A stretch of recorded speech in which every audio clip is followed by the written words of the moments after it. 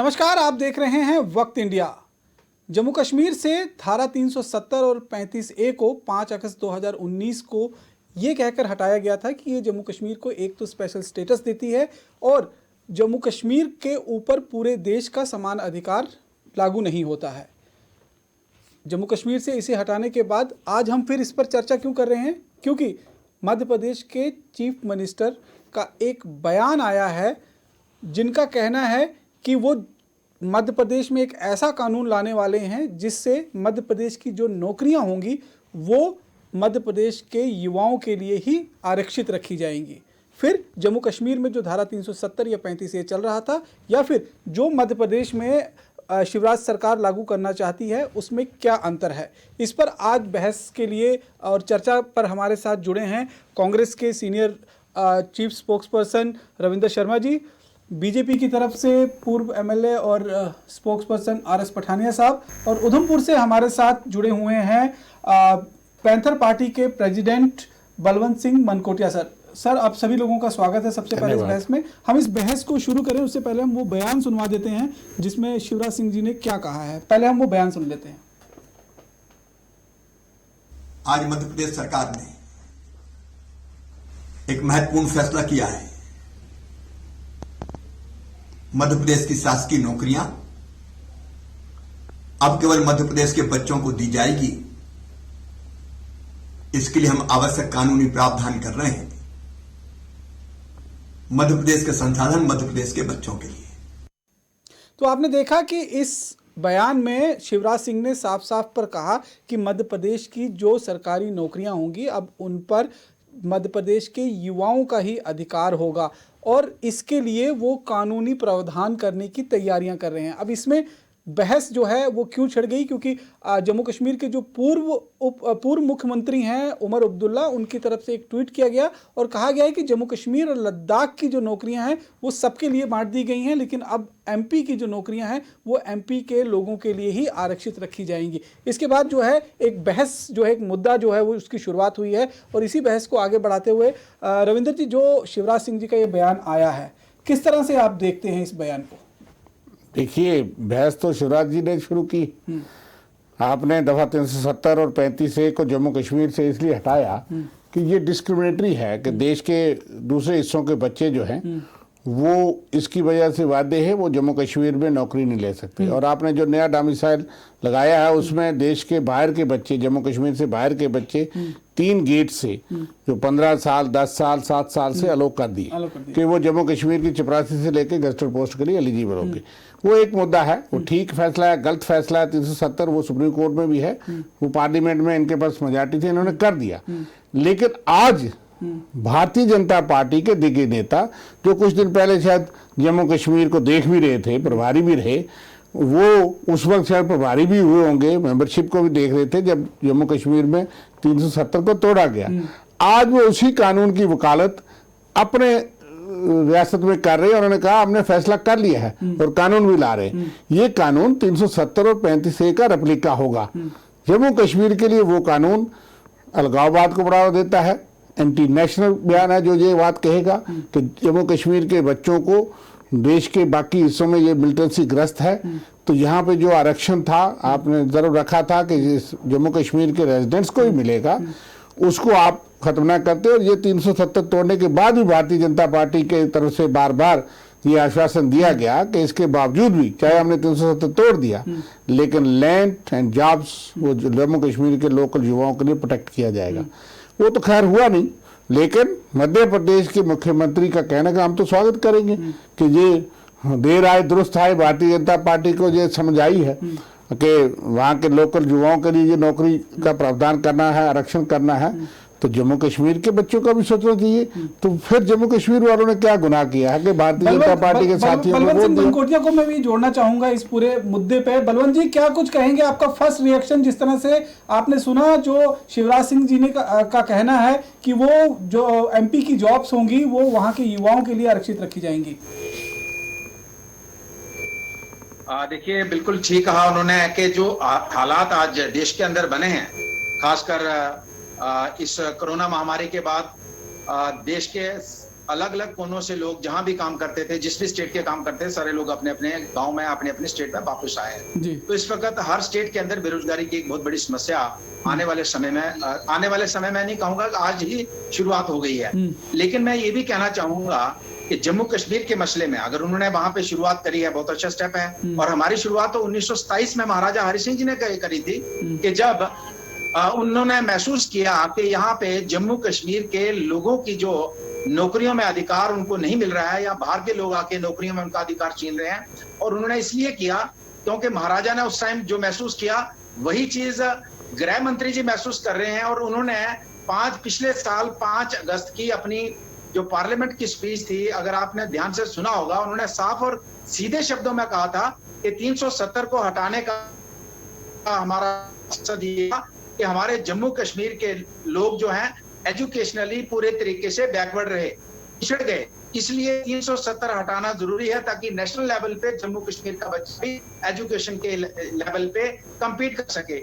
एक तरफ से वो खुद मानते हैं कि नेशनल लेवल पे हमारा बच्चा compete नहीं कर सकता, दूसरी तरफ से हमारा जो 1927 का स्टेट सब्जेक्ट लॉ था, नौकरियों में हमारा अधिकार था, जम्मू कश्मीर के लोकल लोगों का लोकल नौकरियों में अधिकार था, उसको खत्म कर दिया। और दूसरी तरफ से डोमिसाइल लगा के नेशनल लेवल पे लोगों को इनवाइट कर दिया कि जो भी अपना किसी तरीके से डोमिसाइल बनाएगा और यहाँ किसी भी नौकरी के लिए अप्लाई कर सकता। तो इसलिए मैं ये कहना चाहूंगा कि ये खुद ही उन्होंने माना कि जम्मू कश्मीर के लोग एजुकेशनली बैकवर्ड हैं, होम मिनिस्टर ने, और खुद ही उन्होंने ये डोमिसाइल लागू करने का फैसला कर दिया। लेकिन चौहान साहब ने आज ये क्लियर कर दिया कि आने वाले समय में सिर्फ जम्मू कश्मीर का 1927 का जो लॉ था, स्टेट सब्जेक्ट कानून था, वो आने वाले समय में सभी स्टेट्स में लागू करना पड़ेगा। अगर वहां के युवाओं को उनकी नौकरियों में उनका अधिकार को प्रोटेक्ट रखना है तो उसको करना पड़ेगा। और खासकर हमारी जो पहाड़ी स्टेट है, बैकवर्ड स्टेट है, इस स्टेट के लिए तो बहुत लाजमी है। तो इसलिए मैं ये कहना चाहूंगा कि इससे ये दिखता है कि नई शुरुआत होने जा रही है।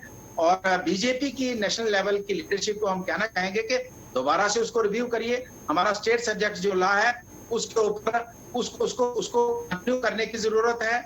उसमें हमारा खासकर जिसमें नौकरियों में हमारा जो अधिकार था उसको प्रोटेक्ट रखने की जरूरत है।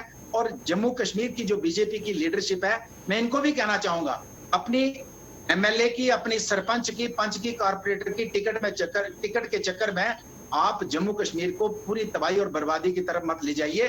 खुल के बात कीजिए अपनी लीडरशिप से। कोई बात नहीं, आपकी टिकट कटेगी, कोई बात नहीं, आपको लोग एक्सेप्ट कर लेंगे, लोग इंडिपेंडेंट भी बनाते हैं। इसलिए मैं कहना चाहूंगा कि इनका एक ही मकसद है कि हम अपनी लीडरशिप के आगे बोलेंगे तो हमारा टिकट कट जाएगा, तो हमें वहां मौका नहीं मिलेगा। ठीक है सर, बलवंत जी, मैं इसमें पठानी साहब को जोड़ना चाहूंगा। पठानी साहब, 2 स्टेट के लिए 2 अलग अलग कानून, क्या बीजेपी कहीं अपने पांव पर खुद कुल्हाड़ी मारने की कोशिश तो नहीं कर रही है? 2-3 चीजें पहले इस पे डिस्कस करके आ जाएं।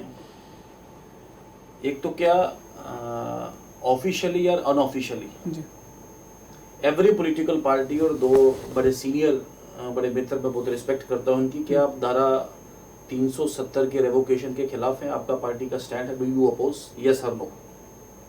सेकेंडली, ये मध्य प्रदेश वाला लॉ है, मध्य प्रदेश और जम्मू कश्मीर को सेपरेट पैन में मत देखें।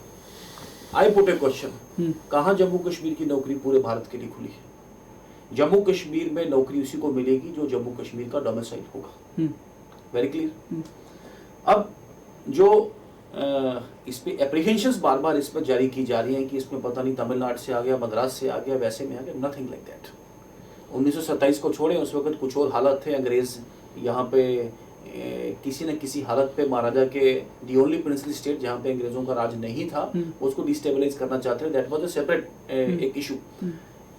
जम्मू कश्मीर में जो मेरा I am making a very important statement आपके चैनल के माध्यम से कि नौकरियों के लिए कंपटीशन जो है कम होगा डोमिसाइल बनने के बाद। अब आपका सवाल होगा क्यों, कैसे? एज पर लॉ, रविंदर जी एक लीगल बैकग्राउंड से भी हैं, बलवंत जी भी एक इफेक्टिव एक लेजिस्लेटर हैं, और हमारे जो मित्र सुन रहे हैं उसमें डबल डोमिसाइल कोई भी आदमी नहीं ले सकता। जम्मू कश्मीर का भी डोमिसाइल रहे, जैसे नवीन चौधरी जी, बिहार का डोमिसाइल उनको छोड़ना पड़ेगा। अब मान लीजिए मध्य प्रदेश का अगर कोई मित्र यहाँ काम कर रहा है तो वो मध्य प्रदेश में भी डोमिसाइल रखेगा और यहाँ भी रखेगा, ही कैन नॉट। तो जिस भी बाहर के स्टेट वाले को देखें, हर एक के लिए खोला नहीं गया। इसका पृष्ठभूमि आप देखें, आप जगमोहन जी की अगर बुक लिखे, कितनी पीड़ा से वो लिख रहे हैं उसमें कि अर्ली 80s में कि कुछ IAS ऑफिसर्स ने राजतरंगिणी नाम का अपना एक कोऑपरेटिव बनाया और उस कोऑपरेटिव में उन्होंने कहा कि जिसका मन करेगा कि अब जो 22 साल का नौजवान यहाँ आ गया, 60 साल के बाद यहाँ से जाएगा और आखिरकार उसका सोसाइटी से अगर उसका मन करे तो यहाँ पे क्यों ना सेटल हो जाए। इतना कंजर्वेटिव थोड़े ना हमारा कभी समाज सिस्टम या जम्मू कश्मीर कभी हो जाएगा। तो अब दूसरा आप देखें, वो रिफ्यूजीज, वो वाल्मीकिस, वो गोरखास जो पंजाब में गए, जो दिल्ली में गए, प्रधानमंत्री, उप प्रधानमंत्री, मंत्री भी बने, लेकिन जो जम्मू कश्मीर में आए आज तक उनको नौकरी को हक नहीं। क्या आप इसे एंडोर्स करना चाहते हैं? या वो वाल्मीकिस या गोरखा जिन्होंने देश के लिए लड़ाई लड़ी, जिन्होंने यहाँ की हमारी नालियां और जिसे कहते हैं गंद बचारों ने साफ किया, उसमें आप क्या उनको रोकना चाहते हैं उसमें? तो my point is very simple कि डोमिसाइल वही लेगा जो अपना डोमिसाइल वहां पे सरेंडर करेगा। ये लोग बहुत थोड़े होंगे और इस डोमिसाइल बनने की प्रक्रिया में जितना भी फ्रॉड स्टेट सब्जेक्ट है आपका पकड़ा जाएगा उसमें। एक बार आप फ्रॉड स्टेट सब्जेक्ट स्क्रीन कर लें और टोटल डोमिसाइल जो जिसे कहते हैं, मुझे लगता है चंद हजारों की, चंद thousands, not even I dispute, क्या 1000, 2, 3, 4 इससे ऊपर, मुझे लगता नहीं 5, 7, 10 हज़ार इससे ऊपर डोमिसाइल, इससे ऊपर तो आपका मेरे ख्याल से कई लाख से ऊपर आपका यहाँ पर जाली स्टेट सब्जेक्ट होगा। तो अगर आप जाली स्टेट सब्जेक्ट को क्रॉप इन हो जाए डोमिसाइल में और अगर ये लोग आ भी जाएं इसमें, तो कोई लेवल ऑफ कंपटीशन, इसमें कोई पॉलिटिक्स करने की जरूरत नहीं। जम्मू कश्मीर की नौकरी जम्मू कश्मीर के डोमिसाइल्स के लिए है। You see the other part, humanitarian part देखें कि अगर कोई फौजी इतना कंजर्वेटिव भी जम्मू कश्मीर समाज रहे, या कोई सेंट्रल फोर्स का कोई मुलाजिम या कोई IAS ऑफिसर जो 10 साल, 12 साल, 14 साल यहाँ रहता है, तो उसका बच्चा को अगर बोलता है कि मैं बिहार का रहने वाला हूँ लेकिन मैं बिहार में नहीं, मैं जम्मू कश्मीर में सेटल होऊंगा, तो क्या हम इस पर राजनीति करें? और ठीक है सर, आपकी बात में मैं समझ गया, लेकिन आप यहाँ पर तर्क ये निकल रहा है कि बिहार, मध्य प्रदेश या यूपी का कोई आदमी जो यहाँ रह रहा है पिछले 15 साल से, उसका डोमिसाइल बन जाएगा, वो यहाँ नौकरी कर सकता है, लेकिन जम्मू कश्मीर का कोई युवा MP में जाकर अब नौकरी नहीं कर पाएगा। देखिए, आपने बड़ा रेलेवेंट सवाल पूछा है।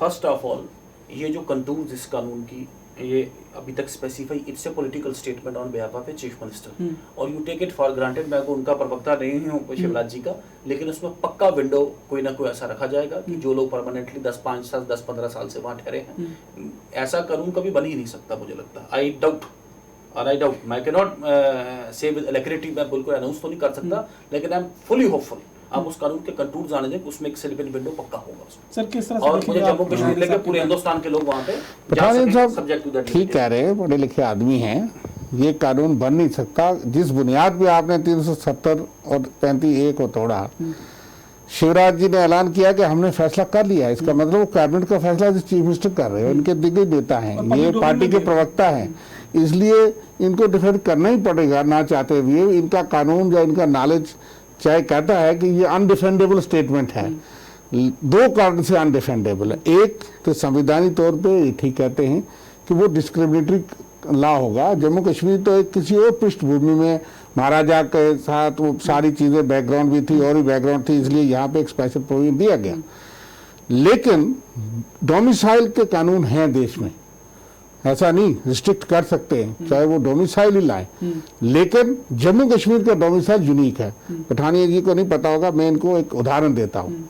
मेरे परिवार से कुछ लोग बॉम्बे में 1970 से हैं, ठीक है, वो आर्मी में फोर्स में सेवा करते थे, नौकरी करते थे, और उनके बच्चे भी डॉक्टर इंजीनियर हो गए, लेकिन डोमिसाइल उनको नहीं मिला।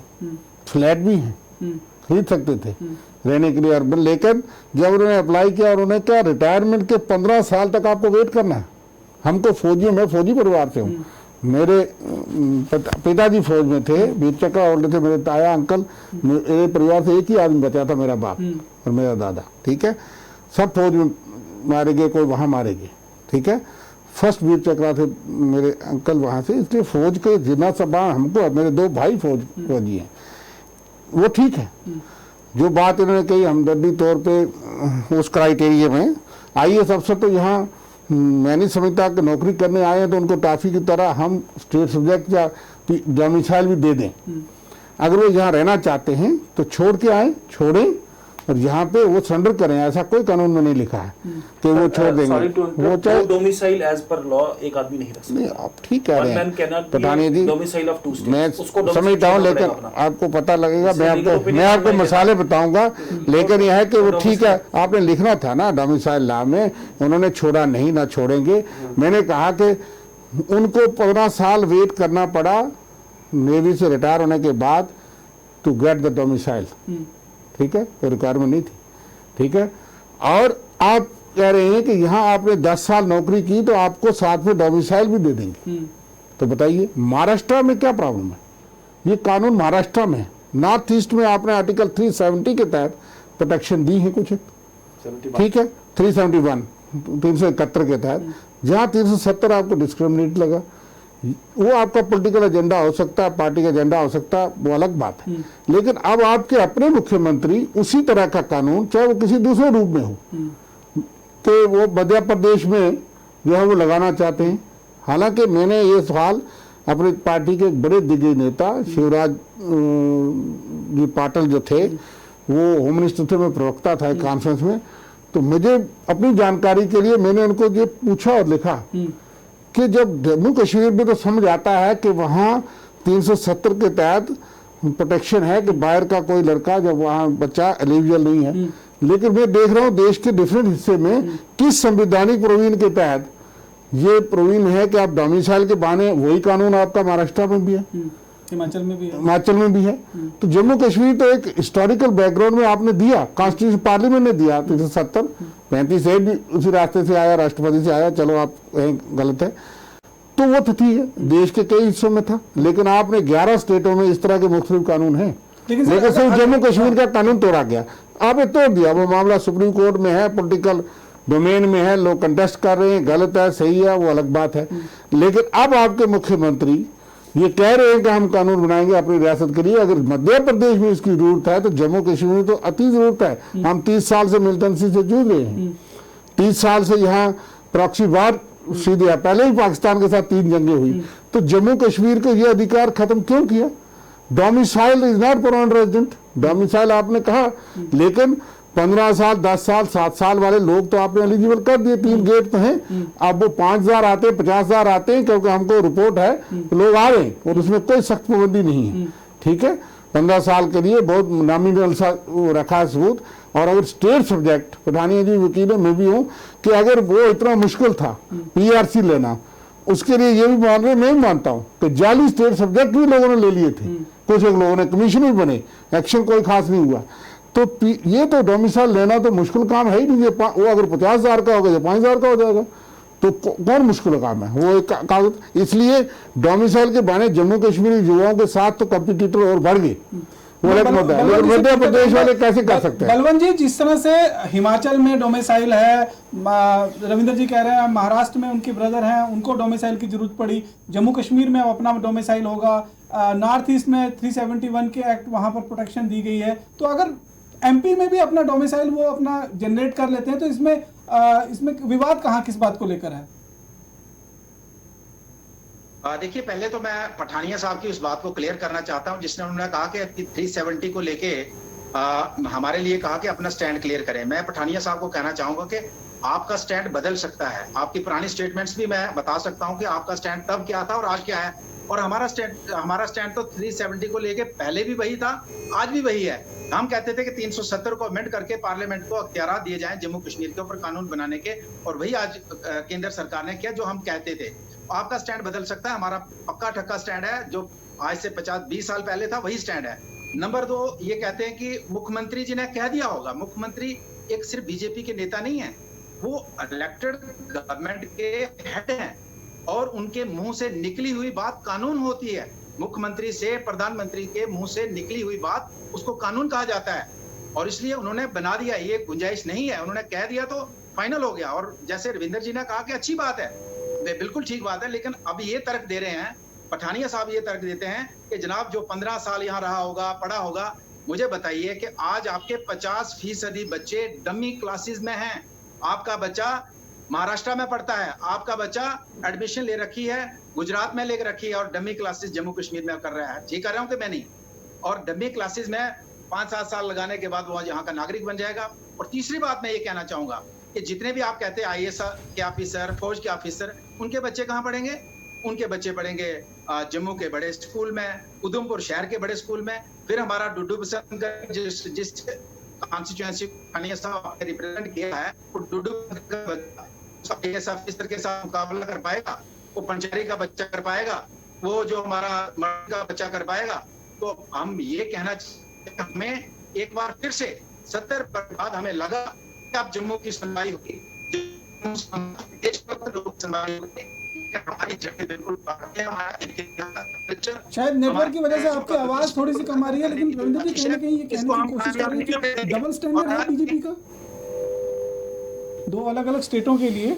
बिल्कुल साफ बात है। कोई शिवराज जी चौथी बार मुख्यमंत्री हैं, बहुत बड़े दिग्गज नेता हैं, मोदी जी के कद के आदमी हैं, चाहे वो प्रधानमंत्री बन गए। एक वक्त इनको भी पता होगा, हम चर्चा में सुनते थे कि वो शायद आगे थे मोदी जी से, लेकिन उन्होंने वो प्रधानमंत्री बने। तो उनका कहना वो तो बीजेपी के, मैं समझता हूँ कि मोस्ट टॉप लीडर्स में हैं और जम्मू कश्मीर को देखते रहे हैं। मुख्यमंत्री उन्होंने ऐलान किया हम कानून ला रहे हैं। ये कोई सिर्फ पॉलिटिकल स्टेटमेंट नहीं है, ये एक किस्म का गवर्नमेंट का डिसीजन उन्होंने अनाउंस किया है। This is announcement of Madhya Pradesh government. उसके बाद बीजेपी को जवाब देना है। ये हमसे पूछ रहे हैं, हमने तो 370 तोड़ा नहीं, आपने तोड़ दिया, गलत किया सही किया सुप्रीम कोर्ट में है। जिस तरीके से प्रक्रिया से तोड़ा, और वो हमने कहा कि ये संवैधानिक प्रक्रिया नहीं कि आप 1 मिनट पहले अनाउंस करें उसी वक्त पता लगे कि क्या होने वाला है। जम्मू कश्मीर के गवर्नर रात के 12 बजे तक कहते रहे कुछ ऐसा होने वाला नहीं, आतंकी हमला होने वाला, अमरनाथ यात्रा रोकी है। तो जिस धोखे से आपने किया, that is not democratic system of the country.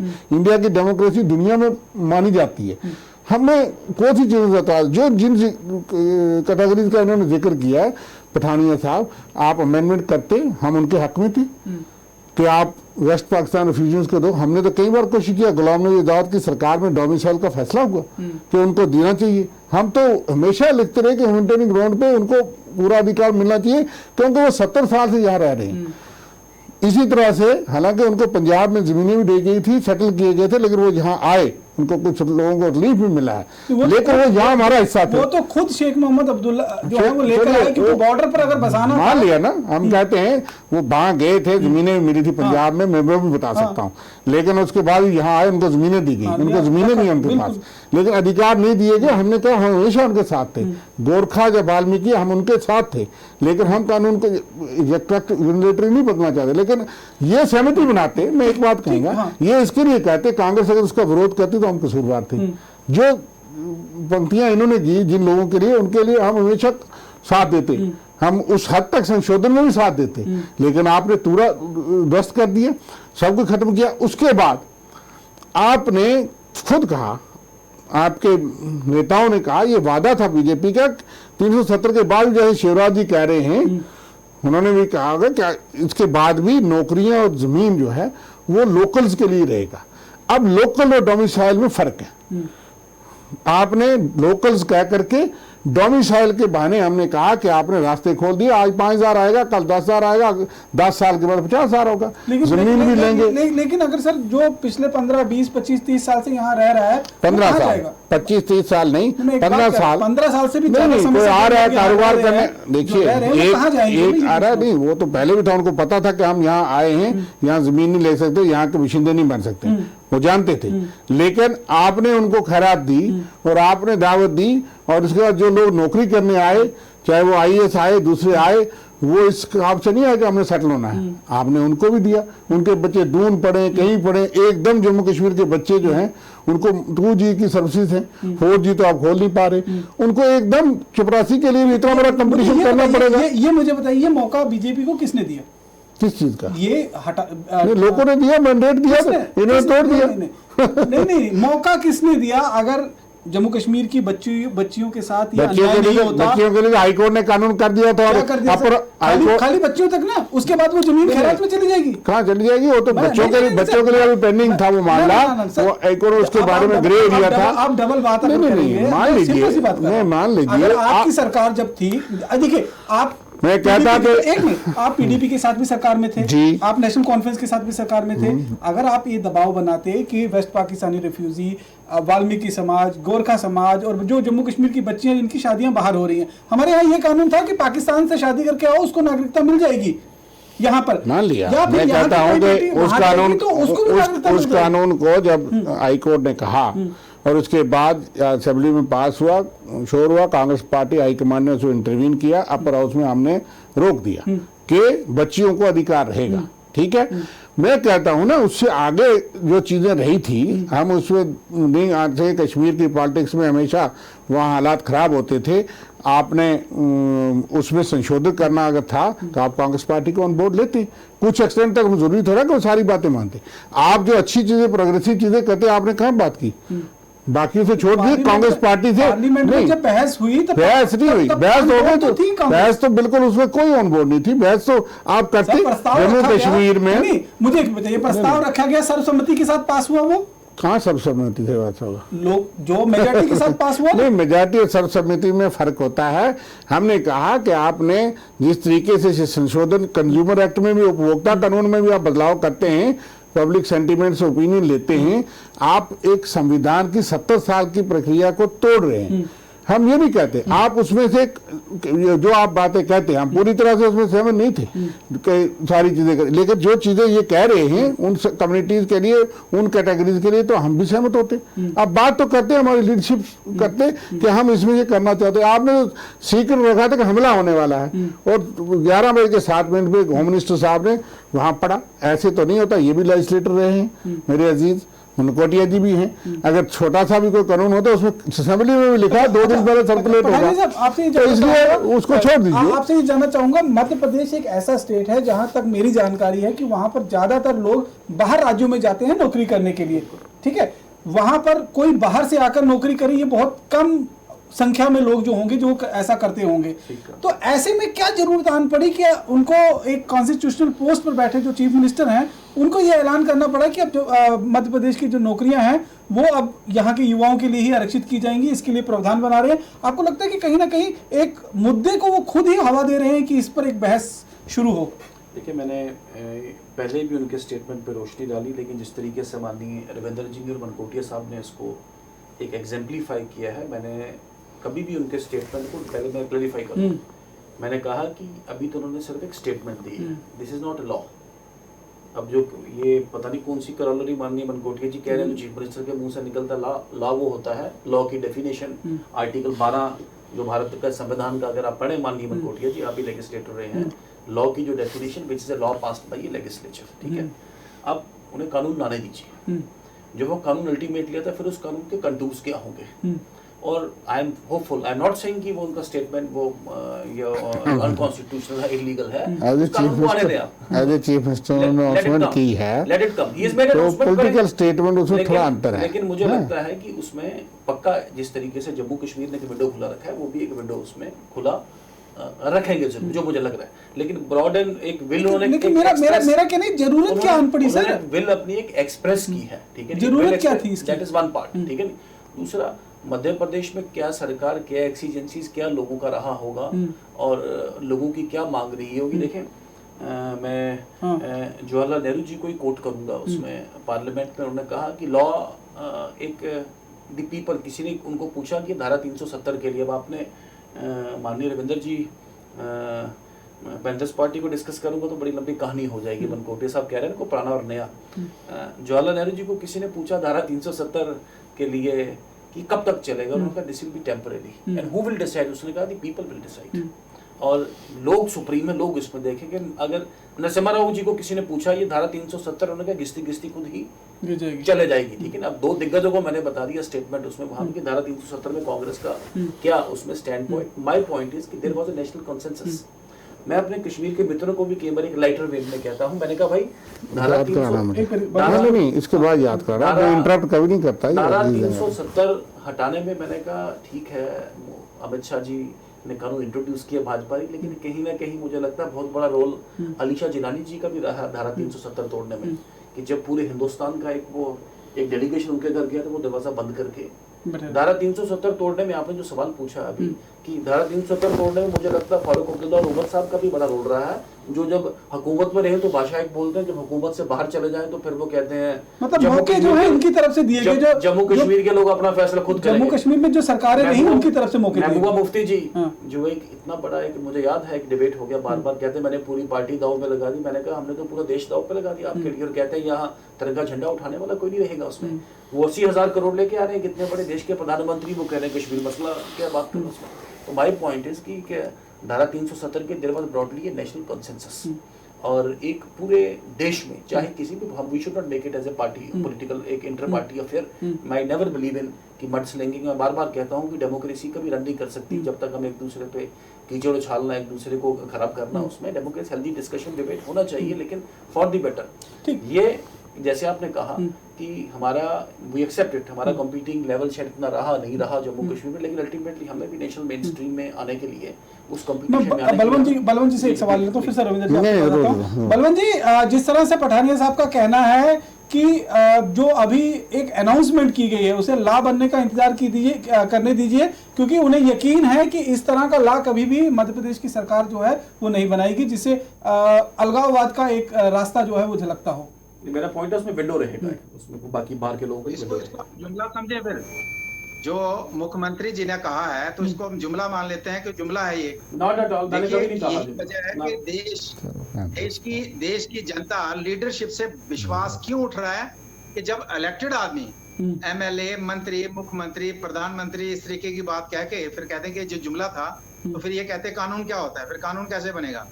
जो इलेक्टेड है और मुख्यमंत्री है, छोटी बात नहीं है कि उनके मुंह से कोई बात निकली, हम तो कानून मानते हैं। प्रधानमंत्री के मुंह से निकली बात कानून होती है, क्योंकि वो नापतोल के बात करेगा, हमारी तरह वो कोई छोटी मोटी बात तो करेंगे नहीं, आम पब्लिक की बात करेंगे नहीं, जो वही बात करेंगे जो लोगों के हित में हो। तो उन्होंने लोगों के हित में बात कही है, इसलिए हम कह रहे हैं कि जो उन्होंने कही है वो कानून है, और ये उसको कहते हैं कानून नहीं है, तो हम जुमला मान लेते हैं। फिर रविंद्र जी आप कुछ बीच में देखिए, मैं एक तो ये कहना चाहता था कि मान लीजिए उन्होंने जो भी कहा कहानी जी और इनके बीच में है, लेकिन बात तो ठीक है कि जुमला भी नहीं है। जब उन्होंने कह दिया कि हमारा फैसला कानून लाने वाले, तो इनको मान लेना चाहिए कि शिवराज जी ने इनके लिए एक प्रॉब्लम क्रिएट की।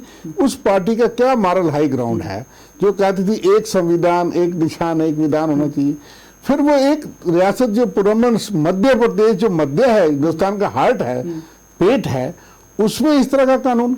मैं तो सोचता था कि अगर जम्मू कश्मीर से इस तरह का कानून आपने हटाया तो देश के अंदर जहां जहां भी डोमिसाइल कानून है, जहां जहां भी इस तरह के कानून है, वहां तो कोई ऐसी विचित्र स्थितियां नहीं है। जम्मू कश्मीर, पठानिया जी पढ़े लिखे हैं, हम एक विचित्र स्थिति में हिंदुस्तान के साथ इंटीग्रेशन हुई है। हमारे महाराजा जरूर हिंदू थे, रूलर थे, लेकिन मेजॉरिटी जहां 80% उस वक्त मुस्लिम आबादी थी, पूरा पीएजे के आप लगा लीजिए, उसने पंडित जवाहरलाल नेहरू को ये नहीं कोसते, इनकी पार्टी कोसती है, लेकिन पंडित जवाहरलाल नेहरू की बहुत बड़ी भूमिका रही है। आज उसमें चर्चा नहीं है, शेख मोहम्मद अब्दुल्ला की भी रही है, उस वक्त उसने साथ दिया, तब महाराजा जी और सब मिलकर के ये हिंदुस्तान के साथ जुड़ा, पाकिस्तान ने हमला कर दिया था और हम 15 अगस्त तक नहीं जुड़े थे। इसलिए उस पृष्ठभूमि के तहत कुछ चीजें हुई हैं। उन्होंने कहा घिसते घिसते घिस जाएगा, घिसा भी है, ये ज्यादा जानते होंगे, लेकिन राष्ट्रपति और प्रधानमंत्री होते थे यहाँ, वो किसने घिसाया? लेकिन हमने डंडोरा नहीं पीटा, शोर नहीं पीटा, कर्फ्यू नहीं लगाया कश्मीर वादी में। हमने वो तमाम चीजें कांग्रेस ने की जिसके लिए हमारे पे इल्जाम लगता था कि कांग्रेस ने कमजोर कर दिया, खोखला कर दिया, ये डाइल्यूट कर दिया। हमने डाइल्यूट नहीं किया। 70 साल में बदलते परिप्रेक्ष्य में हमने प्रधानमंत्री खत्म किया, यहाँ पे मुख्यमंत्री हो गया, सदर रियासत खत्म हुआ, राष्ट्रपति उसकी जगह गवर्नर हो गया।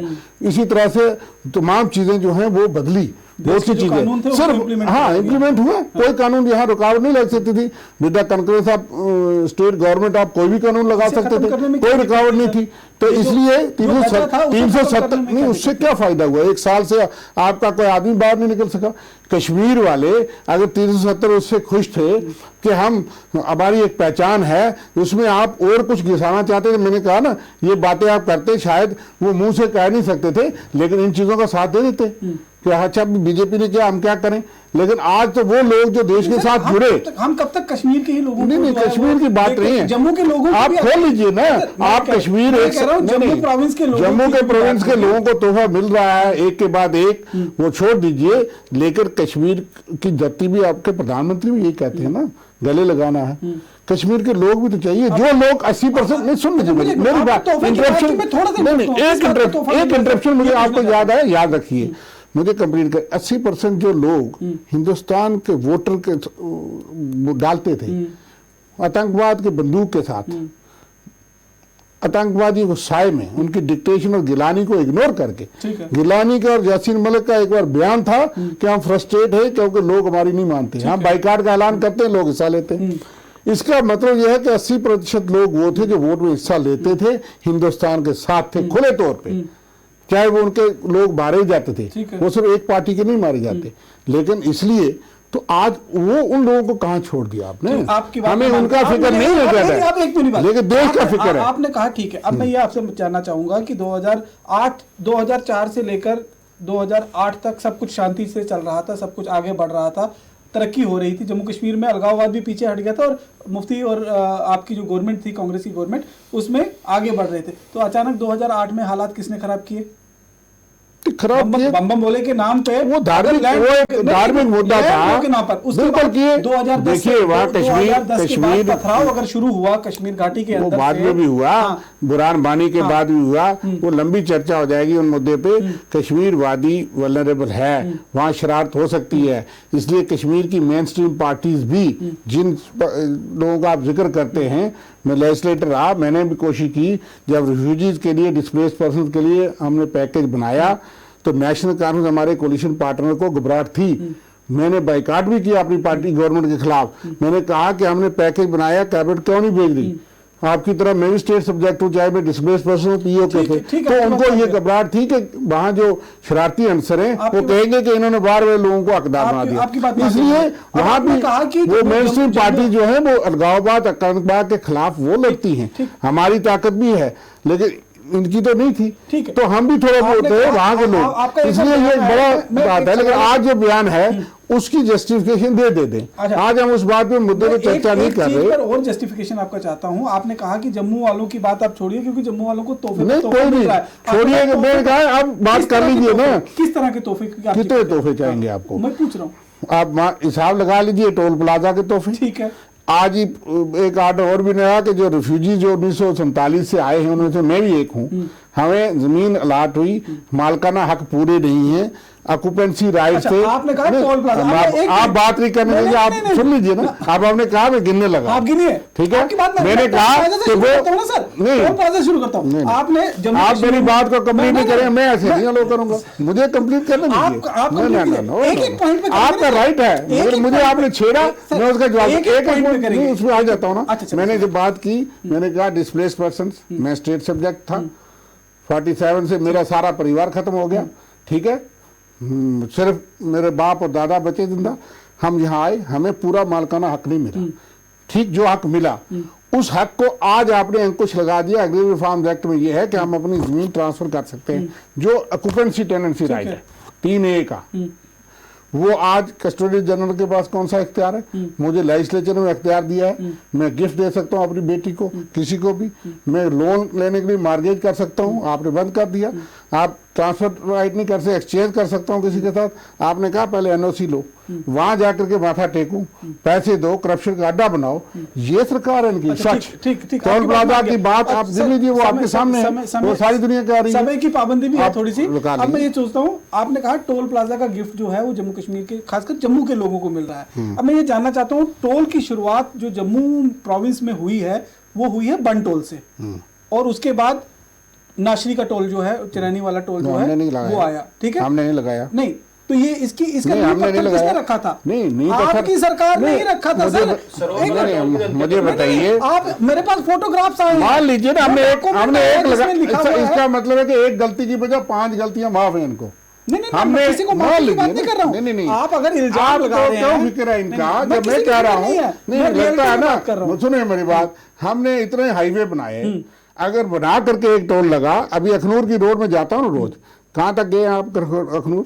मैं गया हूं, टोल वहां बनना शुरू हो गया, हाँ, रोड बन रहा है, वो नहीं हाईवे बन रहा है, उससे पहले टोल लग जाएगा, बनाइए सर, लगेगा नहीं, क्यों नहीं लगेगा? मेरी खुद NHAI से लोगों से बात हुई है, आपकी बात हुई होगी, वहां इंस्पेक्ट भी कर रहे हैं, बना रहे हैं। लखनपुर से जम्मू का हाईवे कब बना है? 2012 में आप तो नहीं ना बना। नहीं 2012 से 14 तक हमने लगाया, इन्होंने विरोध किया, हमने उठा खत्म भी कर दिया। आपने वहां भी लगाया, आप तोड़ने वाले थे। कल आप विपक्ष में तोड़ेंगे, जब सत्ता में आएंगे वो लगाएंगे। इसका मतलब वोट लेने का तरीका है। लखनपुर आपने कहा था खत्म कर दिया, 1 नेशन 1 टैक्स, वहां भी लगा दिया। मेरे कहने का मतलब है, जब आप हमारे टाइम विरोध करते थे, जो चीज हमारे वक्त गलत थी, आपके वक्त सही कैसे होगी? अगर हमने लगाया, इसका मतलब हमारी पॉलिसी अच्छी थी।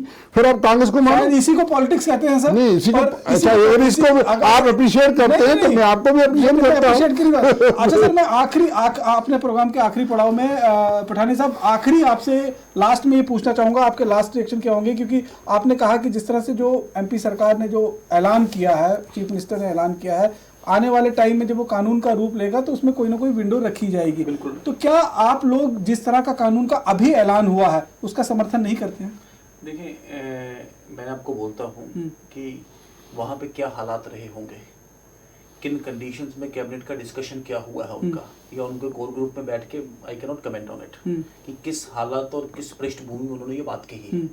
आप उसमें कानून आने दें पूरा, उसमें एम्स एंड ऑब्जेक्ट्स उसके आएंगे और उसमें पूरा आप समर्थन करते हैं कि नहीं करते सर? उसमें पूरा डिस्कशन और एक डिबेट होगा। अभी तक जो समझ आया उसका समर्थन करते हैं कि नहीं? मेरी बात सुने, मैं आपको बता रहा हूँ कि मैं तो जम्मू कश्मीर का भी समर्थन करता हूँ। हमने क्या वी डिड नॉट अपोज, और आपके ध्यान में ले आऊँ कि BJP was first to oppose जब ये पूरा नौकरी सिर्फ क्लास 4 को छोड़ के बाकी सबके लिए खोला गया। हर एक स्टेट में एक सेंटीमेंट रहता है, वो एक सेंटीमेंट रहता है कि हमारी लोग, जैसे राज ठाकरे जी ने एक मूवमेंट लीड किया वहां पे महाराष्ट्र के लोगों के लिए, ठीक है ना। हर एक स्टेट में एक सेंटीमेंट है, उस सेंटीमेंट को सेटिस्फाई करने के लिए उन्होंने किया। मैं भी कहता हूँ कि जम्मू कश्मीर में अनवांटेड एंट्रीज नहीं होनी चाहिए, लेकिन रिफ्यूजीज, वाल्मीकि, आपके अब ये जो लोग हमारे are they not a part of civil society. हम उनकी शादी में जाते हैं, वो हमारी शादी में आते हैं। जो कोई नौकरी करना है यहाँ पे हमारे साथ, हम कहते नहीं तो मैं जमीन नहीं खरीदने देंगे, तो नौकरी नहीं यहाँ पे करने देंगे, तो उसको एक ईस्ट इंडिया कोई उधर वो सिविल सर्वेंट थोड़े ना, वो इंग्लैंड से नौकरी करने आया, कोई बाबू लोग है वहाँ पे, हमारे हिंदुस्तान का पार्ट है इसमें।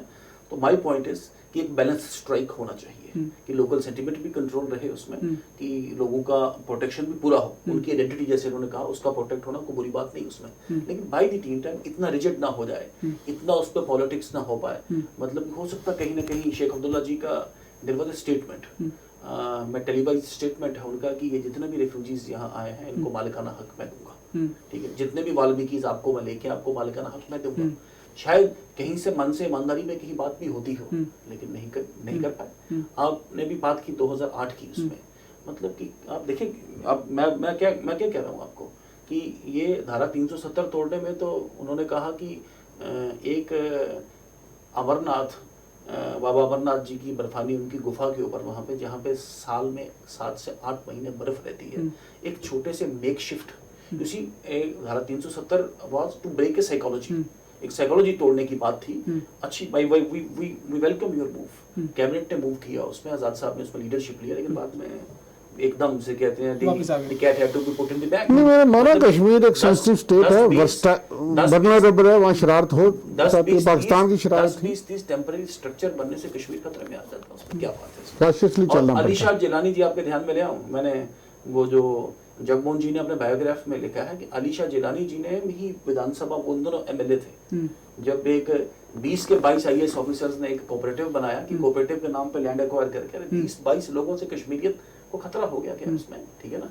तो माय पॉइंट इज कि इट वाज अ पॉइंट कि ये हालात कुछ हो रहे हैं, वो हालात कुछ हो रहे हैं, एक साइकोलॉजी तोड़ना। और एक आपके चैनल के माध्यम से बार बार बोलूं कि मैं इस डिबेट में कभी फॉलो नहीं करता।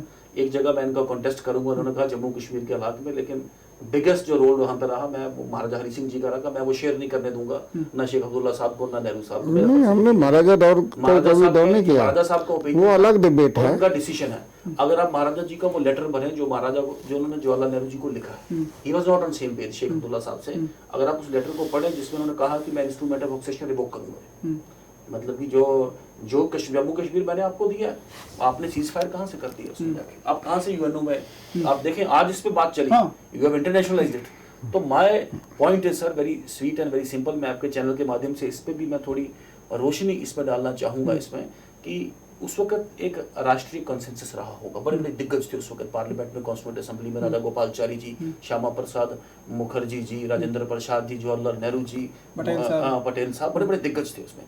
तो हो सकता है किसी का मूड, लेकिन एक नेशनल कॉन्सेंसस रहा कि एक भारत को गुलदस्ता बनाए, एक मुस्लिम मेजॉरिटी स्टेट है, इसको एक हम एक स्पेशल स्टेटस दें, एक सब में एक, लेकिन ये था कि टेम्पररी, लेकिन इट वाज टेकन कि शायद को मजबूरी है, एक इंप्रेशन यहाँ पे किया गया कश्मीर में, उसका मैसेज किया कि शायद कोई, मेरे ख्याल से कोई मजबूरी है भारत सरकार की। फारूक अब्दुल्ला साहब कहते हैं मोदी करा के बताया, क्या बात है उसमें, गट चैलेंजिंग। एक आदमी जिसके पास 300 सीट का मैंडेट है, महबूबा जी कहती हैं 335 को पैदा नहीं हुए, ओपिनियन देते हैं, एक ही बात मैं कहूंगा, पाकिस्तान चाइना कहते हैं once you are challenging, once you are देखें, once you are evoking, चलो छोड़ दिए उनके, आपको लगता है कि वो तो एक तरह the collective conscience of a nation, ठीक है, तो the leader of the nation, उसके साथ हम नहीं हैं, ठीक है, हमने आपकी बात, हमने उस चीजों को कंडेम किया है। आखिरी कमेंट आपके, जो ये हमने आज चर्चा शुरू की है कि जिस तरह से मध्य प्रदेश की सरकार की तरफ से जो बयान आया है,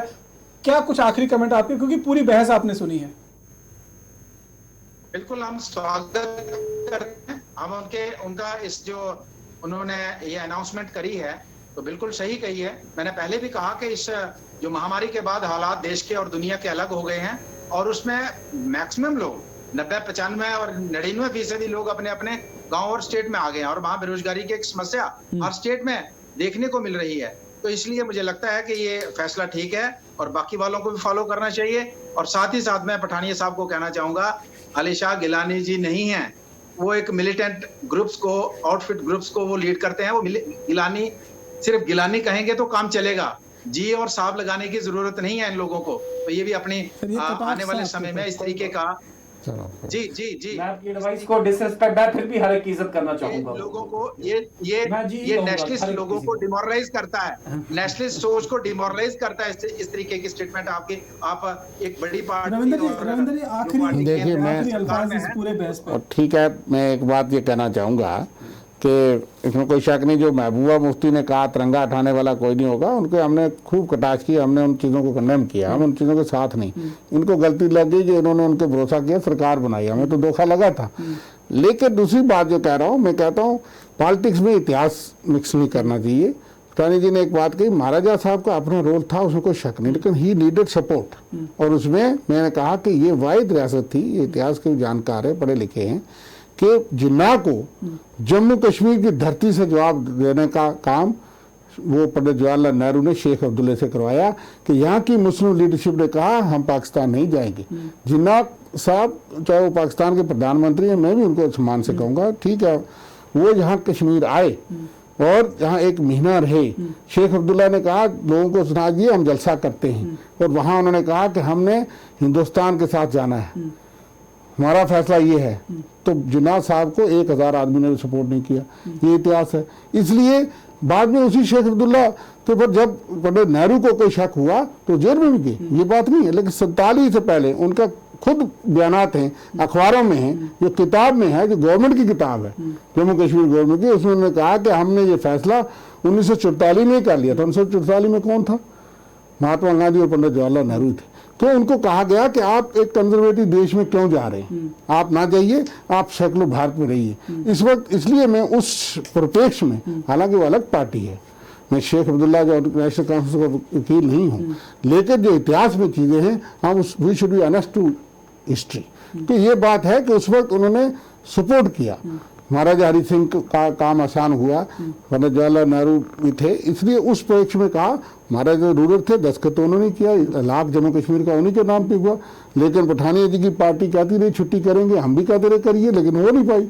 हमने कहा जो बीजेपी अपोजिशन में करती रही, सरकार में भी थे, आप तो पीडीपी के साथ मजबूरी थी, पीडीपी के साथ नहीं, वो तसल्ली मत कीजिए ना कि मैं अपने भाई को नहीं जाए इसको मार दिया। बात मुझे बताइए कि अब तो आपका शासन है, यूटी शासन बीजेपी का शासन है, केंद्र के अंदर है, आज भी छुट्टी नहीं हुई महाराजा साहब की। हमने तो पूरा समर्थन किया कि महाराजा साहब की छुट्टी होनी चाहिए, क्यों नहीं हुई?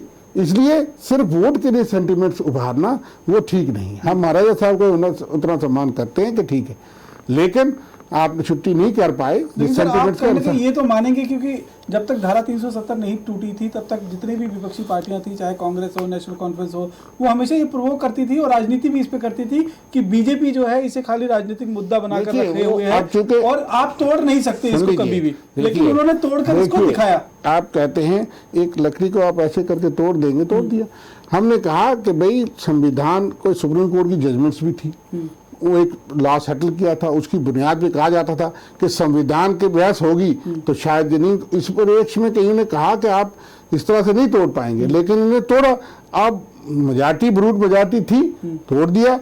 वो संवैधानिक है असंवैधानिक है वो अलग चर्चा है, हमारे तरीके से ये है कि आप बहस करते ठीक है सर, यहाँ की आप- कुछ आप- चीजें आपकी बात सामने इसलिए आ वो गई। अलग बात है। मेरे पास वक्त इतना ही है। पठानिया साहब, रविंदर जी और बलवंत जी, आप सब इस चर्चा में जुड़े, इसके लिए आपका बहुत बहुत धन्यवाद। तो जम्मू कश्मीर से धारा 370 टूटी, उसके बाद उस पर क्या बहस हुई वो एक अलग चर्चा की बात है, लेकिन कहीं ना कहीं शिवराज सरकार ने और शिवराज सिंह ने खुद जो एक बयान दिया है उसको लेकर कहीं ना कहीं एक अब सियासत का दौर जो है फिर से शुरू होगा पूरे देश के अंदर, और कहीं ना कहीं इस पर राजनीति भी देखने को मिलेगी और देखना होगा कि आने वाले समय में इस तरह के बयानों का बीजेपी को नुकसान होगा या फिर इसका फायदा होगा। बाकी की अन्य खबरों के लिए आप जुड़े रहें वक्त इंडिया के साथ। नमस्कार।